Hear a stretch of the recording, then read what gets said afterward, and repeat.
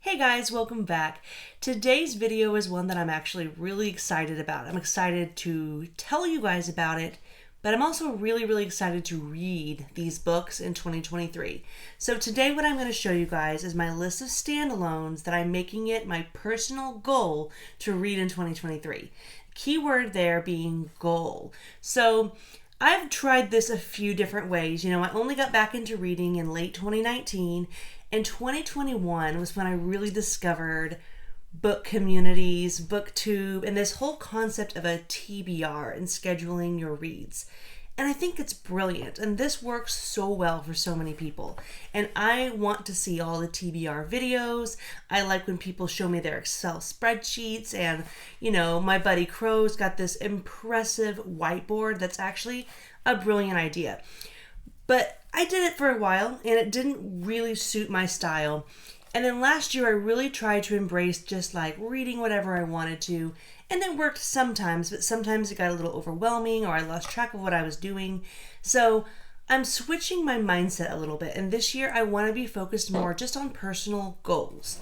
And while I do have plenty of series slotted for next year, and that's going to be a video I probably put out next week or something, I'm very excited about those too. I am by no means like shifting away from big series or fantasy or anything like that. But to be honest, I have really chiseled away over the last 2.5 so years at all of my major series, my big fantasy series specifically, that I really wanted to read. I mean, think about it. I've read The Wheel of Time.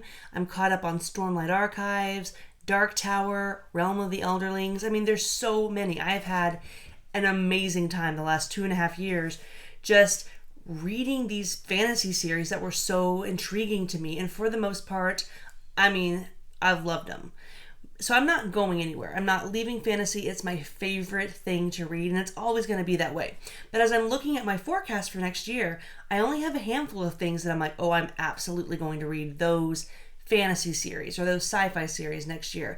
I'm leaving myself a lot of flexibility, which I love, but I want to focus on getting some of these standalones that have been, on the list for so long, but they always kind of get pushed down the road for a series. So I'm not saying that next year is going to be the year of standalones necessarily, but I do have myself a list of 17 books that I'm making it my personal goal before the end of the year to not get distracted, not change my mind and scratch them out. I'm leaving myself plenty of room to add in new stuff, more stuff, totally off the wall things that I don't even know about yet, FOMO stuff that all my friends are reading that I'm like, okay, fine, I'll read it too. I'm leaving myself lots of flexibility to put that kind of stuff in the mix. But these 17 books, I will read them all in 2023. I hope you guys will be interested in the books I have picked out in this stack here. It's a pretty good mix, I think, of classics that I've never read, stuff that's been sitting on my shelf for a long time that I'm like, why haven't I read that yet? And also books that other people have sent me or recommended to me.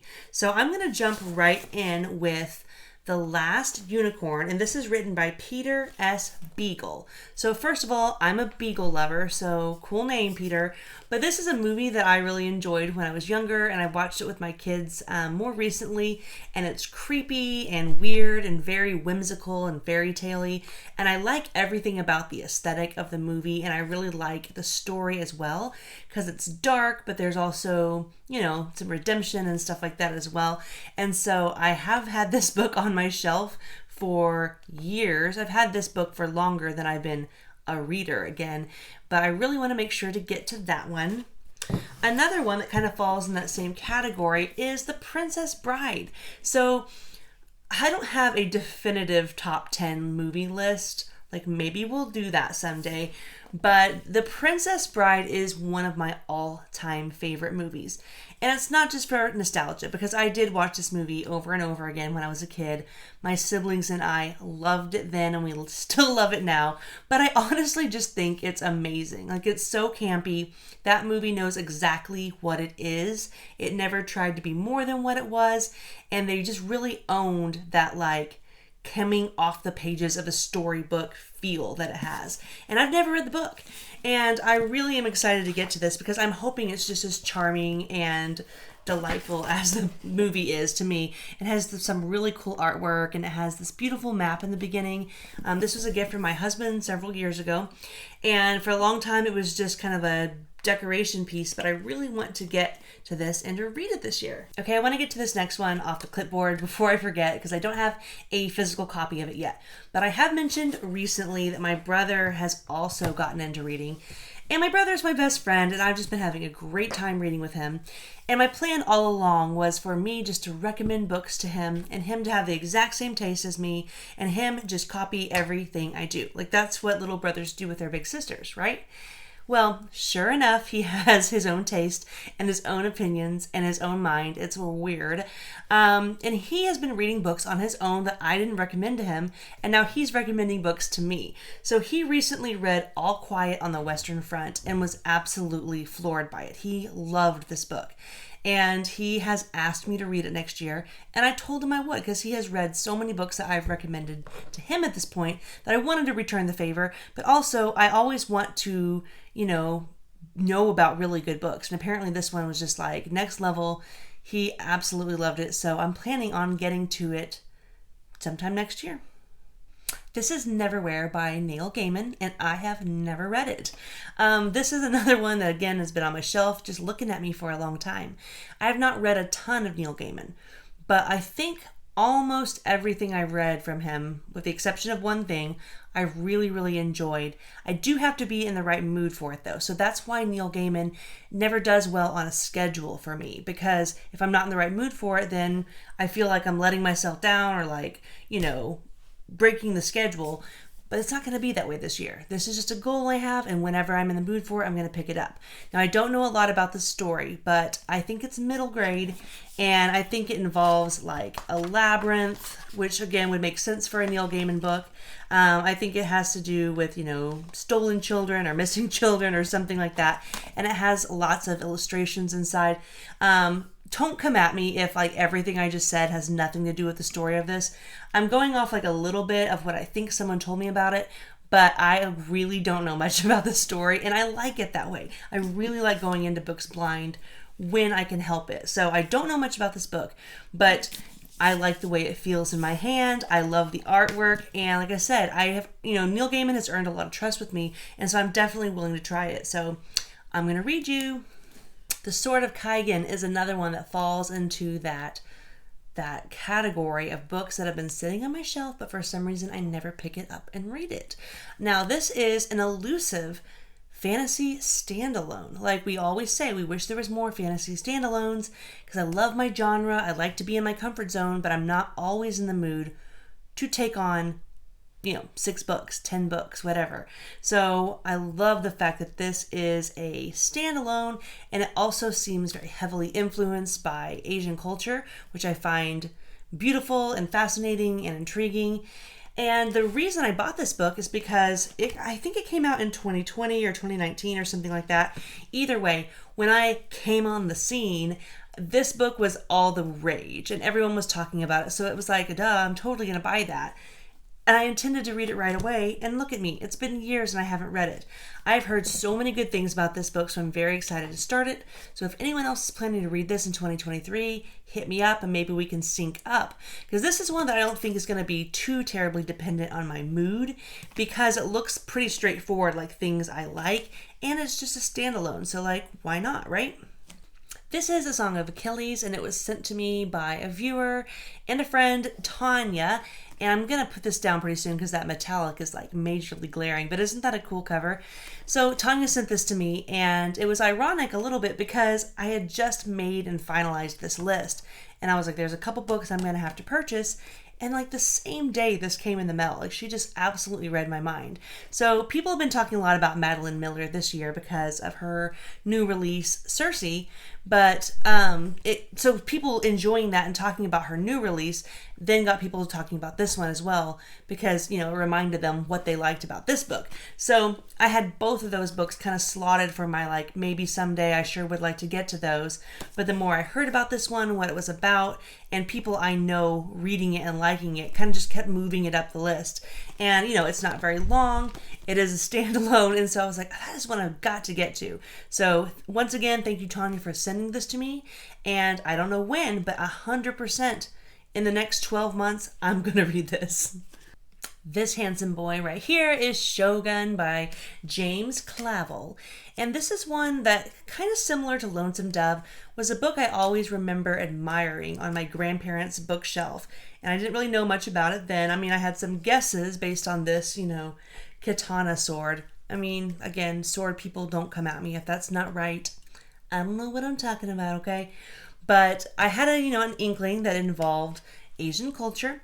But I didn't know much else about it. And then last year, my friend Loco read this, and he really enjoyed it. And then I hopped in on a conversation on some BookTube panel, and there were several people talking about it. And I was just like, okay, that one has to make it on the list next year because it is a big boy. It's a thick guy. But I've only ever heard people really enjoying this, at least in my circle. So since I already owned it, since it's been something that I've been aware of my whole life, and, people I trust are starting to give me feedback, I thought this guy is definitely going on the permanent ink goals list for next year. The Count of Monte Cristo has been a lifelong goal. As you can see, I have a couple chunky boys on here. Shogun is fat. Count of Monte Cristo, this is a small version. And I'll be honest, I've looked several times to make sure that this is not an abridged version. And it says it is not, but it looks very small for what a big book it is. And then I opened it up and saw that the font was microscopic, so I might be needing to find myself a different copy of this before I attempt reading it. But I have always wanted to read The Count of Monte Cristo ever since I saw the Wishbone episode when I was a kid. We went through a good chunk of our childhood not having cable, but definitely having PBS. And I love the show Wishbone. Like, can we get a huge shout out for Wishbone? Are there any other Wishbone fans out there? For those of you who don't know, Wishbone was a show about this kid with a dog, but the dog had like this internal monologue, and he was very, very into classic literature. And he would have these like imagination, like adventures where he imagined himself as the main character in classic literature, but the whole time he's a dog. Like, I don't know, it was like the best show ever. And most of the classics that I know, like the basics of the plot line in my head, is because of Wishbone. Because as I have confessed many times before, I have not read very many classics, but I have seen all the Wishbones. So if that counts for something, I'll take it. But The Count of Monte Cristo, you and me, we're having a date next year. The Jim Caviezel movie, love it. Like, super loved it. In fact, I had two best friends when I was growing up. Shout out to Melinda and Megan. We were the three M's, Madison, Melinda, and Megan. And we went through a phase where we were slightly obsessed with that movie, and we would take turns having sleepovers at each other's houses and watching this like 3.5 hour long movie. So I'm very familiar with the story, but I've never read the book. So I'm very excited to get to that next year. Endurance is another gift from a viewer and a recommendation from my mother-in-law. And then I was so happy that I posted a little YouTube short just thanking my friend who sent this to me, April. Thanks again. And I had several people comment, ooh, Endurance is really good. So really excited to get to this one. This one is nonfiction, and it's about this ship Endurance who was trying to get to Antarctica and got like super stuck in the ice. And apparently it's like one of the greatest tales of, endurance and survival and beating the odds and everything like that. So I've read actually a couple pages of it. I'm already kind of like interested. Now, I haven't started it, but you know how you do. You open it up and you read a couple pages. I'm very, very excited to get to this one. So thanks again, April. And this one it's happening.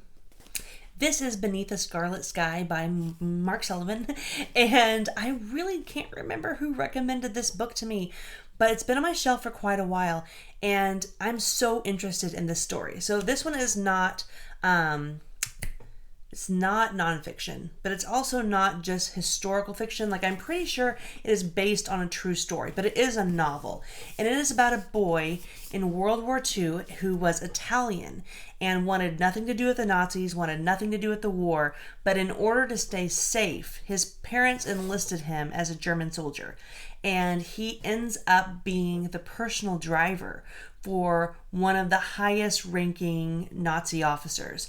And so it's just his story. I think, moral dilemma, learning things and like not wanting to be a traitor, not wanting to be killed, wanting to stay safe, but also wanting to do the right thing.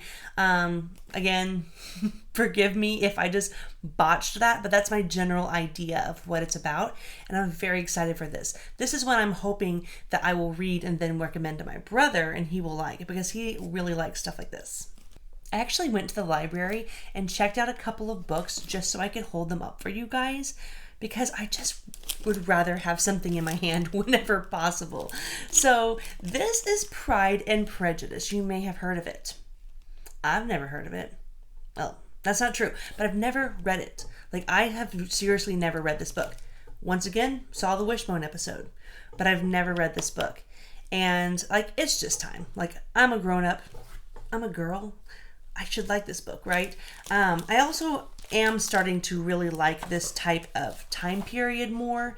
And I'm finding more and more so that I am really liking the writing style of this much older literature. So I'm very, very hopeful that this will be a slam dunk for me. Like, there has to be a reason that this is so many people's favorite book, and I'm so excited to find out. Empire of the Summer Moon, I'll get that a little closer there. Empire of the Summer Moon by S.C. Gwynne is one that you may have heard about from me, because this has appeared on a few of my TBR videos, because I have been meaning to read this book all year long. This was the first recommendation that my brother ever made for me. When he first got back into reading, this was like the first book he read, and he still talks about it. He really, really enjoyed this. This is nonfiction, and it is about Native Americans, specifically the Comanches. And I really, really enjoy Native American history. I'm from Oklahoma, and not just from Oklahoma, but like in an area of Oklahoma that's very prominent with Native American history. And there's a great museum very, very close to where I live, the Gilcrease in Tulsa, and we would visit it often as a family. And I just absolutely love that time in history. And it's a bittersweet because, I mean, it's not a pretty time in history. So I fully expect this to like be a difficult read, an uncomfortable read, but I hear that it's very eye-opening and interesting from all kinds of different perspectives. So I'm really excited to get to this one. I mean, I really do need to prioritize this towards the beginning of the year, because I've been telling him I was going to read this for over a year. So it's happening. If you're still here and you're not already judging me really hard for not reading Pride and Prejudice yet, here's your chance, okay? Here's another book I've never read. I've never read A Tale of Two Cities, and I'm going to read it in 2023.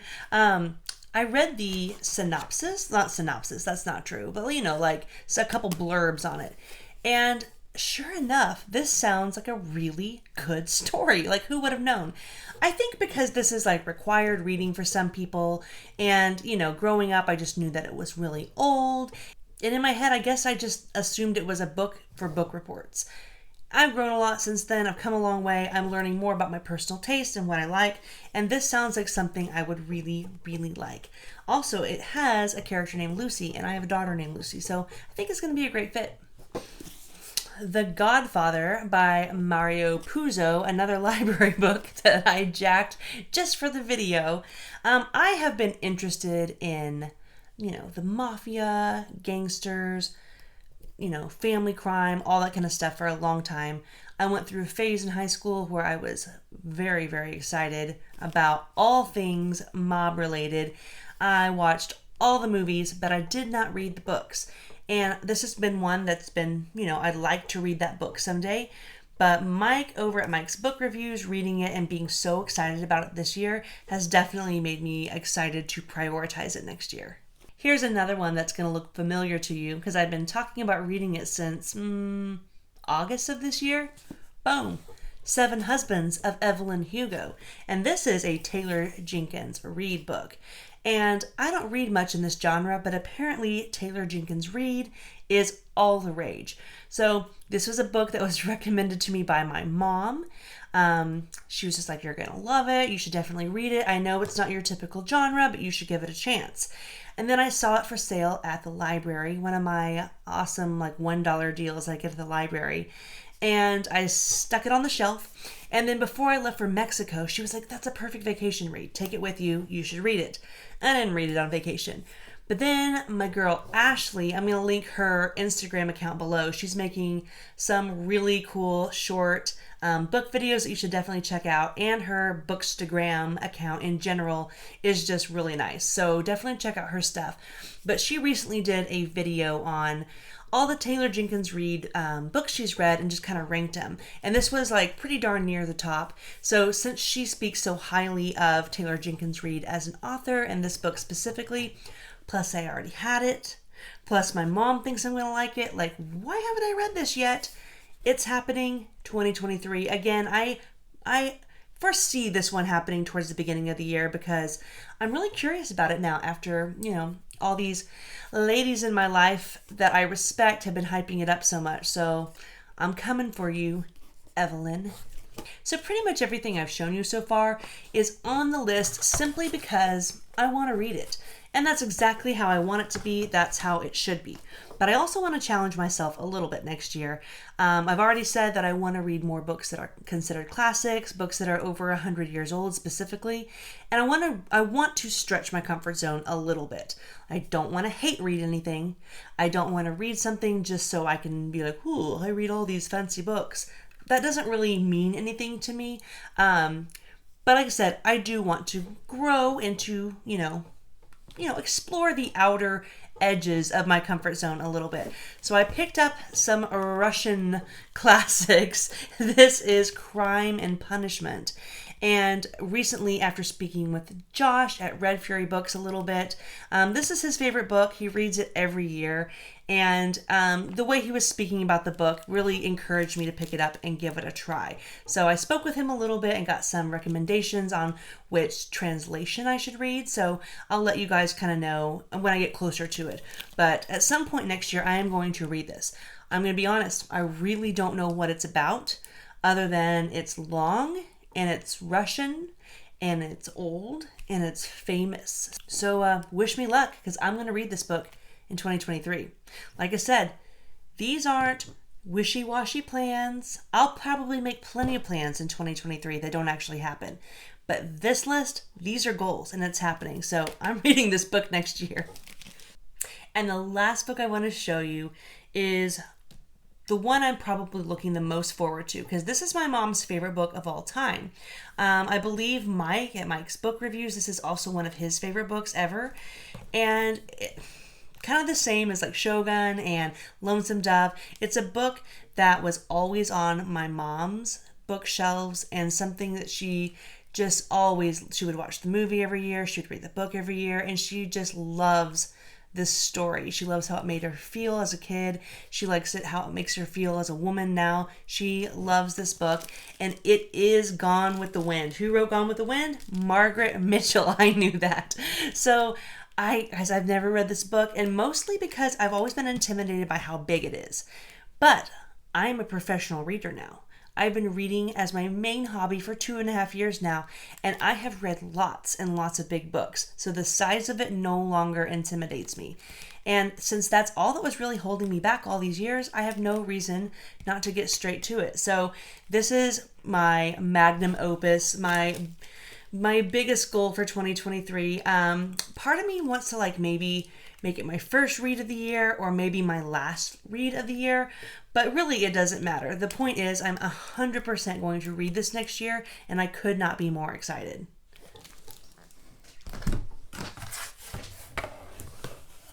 So that is everything. That is my list of 17. Why 17 books? I don't know. I didn't plan it that way, but I made this list and after I made it, I looked at it and went, That's it. That is the list. And I can honestly say I am very excited about all 17 of these books. So, will I probably read more standalones than just these? I hope so. You may notice I didn't have any Stephen King on this list. That was on purpose because Stephen King, in my opinion, is kind of his own category, and I wasn't worried about holding myself accountable for reading more Stephen King next year. I 100% plan to read Stephen King next year. He doesn't need a blood oath. But these guys right here, I could see myself getting distracted. As much as I want to read them, as much as I'm excited to read them, I can see myself getting distracted because that's just what I do. So these are a promise. I'm 100% going to read these next year, and I'm so excited. So thank you guys for watching. And what books do you have next year that are just goals?